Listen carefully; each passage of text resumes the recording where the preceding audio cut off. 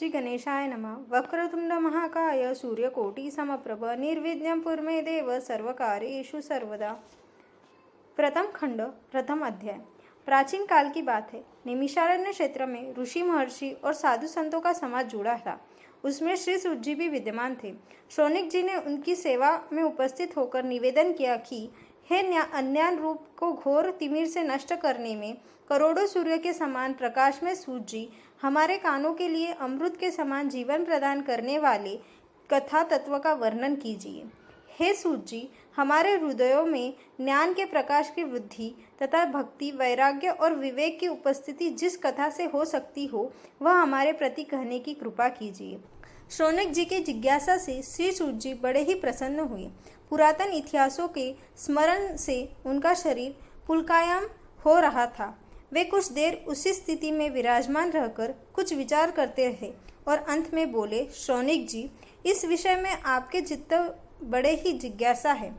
आप धन्य हैं जो सदैव ज्ञान की प्राप्ति में तत्पर रहते हुए विभिन्न पुराणों कथाओं के जिज्ञासा रखते हैं। आज मैं आपको ज्ञान के परम स्तोत्र रूप श्री गणेश जी का जन्म कर्म रूप चरित्र सुनाऊंगा। श्री गणेश जी से ही सभी ज्ञानों और विद्याओं का उद्भव हुआ है। आप सावधान चित्त से विराजमान होकर श्री गणेश जी के ध्यान और नमस्कार पूर्वक उनका चरित्र श्रवण करें। कैसे हैं वे श्री गणेश, जो सभी प्रकार की ब्रह्म विद्याओं को प्रदान करने वाले, अर्थात ब्रह्म के सगुण और निर्गुण स्वरूप पर प्रकाश डालने और जीवन ब्रह्म का अभेद प्रतिपादन करने वाली विद्याओं के दाता है। वे विघ्नों के समुद्र को महर्षि अगस्त्य के समान शोषण करने में समर्थ है, इसलिए उनका नाम विघ्न सागर शोषक के नाम से प्रसिद्ध है। मैं उन भगवान श्री गणेश जी को नमस्कार करता हूँ। प्रथम पूजा के अधिकारी श्री गणेश जी। यह कहकर श्री सूत जी कुछ समय के लिए मौन हो गए और फिर बोले, शौनक जी, भगवान गणेश जी ही प्रथम पूजा प्राप्ति के अधिकारी है। किसी भी देवता की पूजा करो, पहले उन्हीं को पूजन होगा।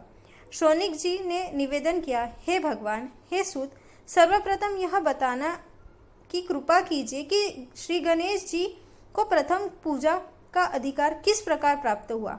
इस विषय में तो मेरी बुद्धि मोह को प्राप्त हो रही है। सृष्टि रचिता ब्रह्मा जी, पालनकर्ता भगवान नारायण और संहारकर्ता शिव जी में से किसी को प्रथम पूजा का अधिकार क्यों नहीं माना गया? यह त्रिदेव ही तो सबसे बड़ा देवता माने जाते हैं।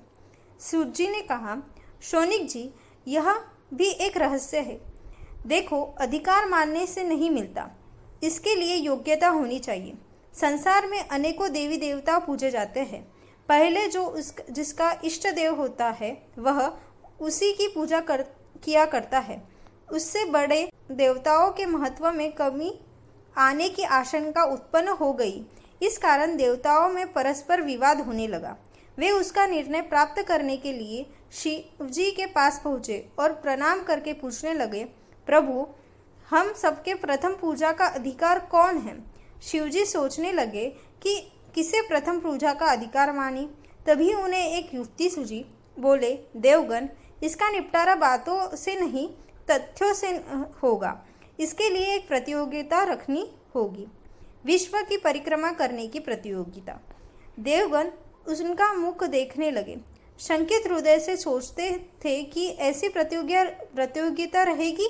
यह शिवजी ने उनके मन के भाव ताड़ लिए, इसलिए सांत्वन भर शब्दों में बोले, घबराओ मत, कोई कठिन परीक्षा नहीं ली जाएगी। बस इतना ही है कि सभी अपने अपने वाहनों पर चढ़कर संसार की परिक्रमा करो और फिर यहाँ लौट आओ। जो पहले लौटेगा वही सर्वप्रथम पूजा का अधिकारी होगा। अब क्या देरी थी? सभी अपने अपने वाहन पर चढ़कर दौड़ पड़े।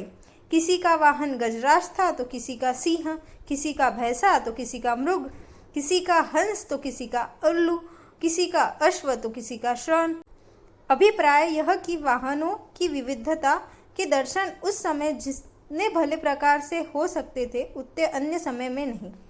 सबसे गया बीता वाहन गणेश जी का था मूषक। उसे चूहा भी कहते हैं। ऐसे वाहन के बले भरोसे इस प्रतियोगिता में सफल होना तो क्या, सम्मिलित होना भी हास्यास्पद था। गणेश जी ने सोचा, छोड़ो, क्या होगा प्रतियोगिता में भाग लेने से, हम तो यहाँ बैठे रहकर ही तमाशा देखेंगे। वह बहुत देर तक विचार करते रहे। अंत में उन्हें एक युक्ति सूझी। शिवजी स्वयं ही जगत आत्मा है, यह संसार उन्हीं का प्रतिबिंब है। अब क्यों न उन्हीं की परिक्रमा कर दी जाए।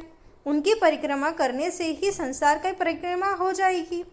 ऐसा निश्चय कर उन्होंने मूषक पर चढ़कर शिवजी की परिक्रमा की और उनके समक्ष जा पहुँचे। शिवजी ने कहा, तुमने परिक्रमा पूर्ण कर ली।